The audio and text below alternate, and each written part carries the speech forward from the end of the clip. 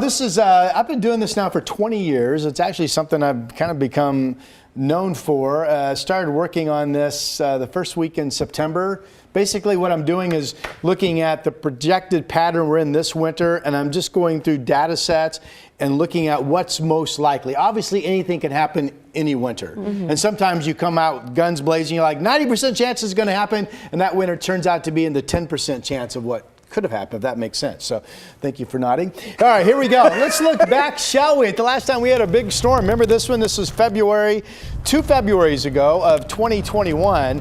It was a heck of a storm. It was 10 inches of snow out at PDX here in Portland.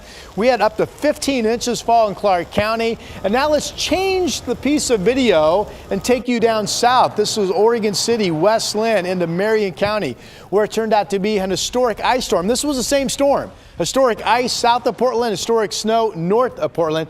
Remember, parts of Clackamas County were on power generators for more than 2 weeks. Some people, Drew remembers this.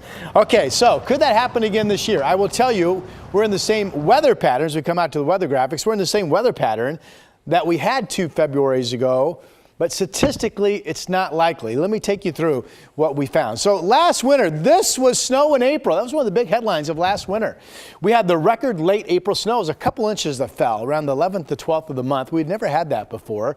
We had about 6 inches for the entire month, a combination of some snow in December and February and April. Total precipitation was about normal, and temperatures turned out to be about normal. This year, La Nina again. It'll be the 3rd consecutive winter. That's unusual. We don't rack up 3 El Niños or 3 La Niñas in a row very often.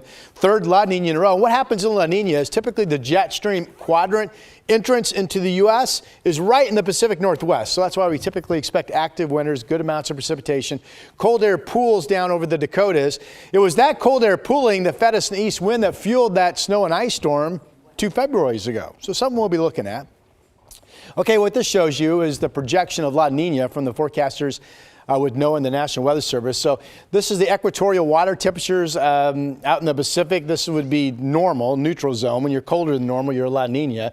We're going to be that way well into the winter months, but maybe finally pull out of La Nina and get into a weak El Nino, or at least neutral, going into the spring months. So that will be a change. So let's talk about La Nina, all right?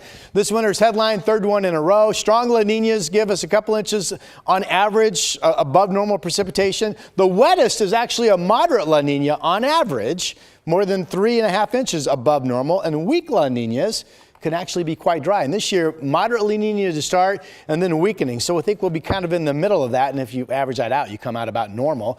National Weather Service believes we'll have an above normal start for the next 3 months, November, December, January. And they don't have a lot of confidence in the temperature department. Here's my thought.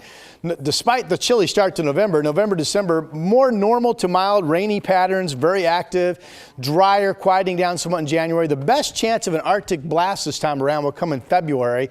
And then I do think we'll have another active start to the spring season in March. So what about active Arctic blasts? If you go back to 2000, 14 times we've been invaded by Arctic air, and the most were La Nina years. So that means an Arctic blast this year would be more likely than most winters. Does that mean snow? Not so fast. Check this out. 8-inch snow events since 1980. Only one of them, and that was February of 2 Februarys ago, produced a big snowstorm. So it's not really likely that we get another big snowstorm this year around.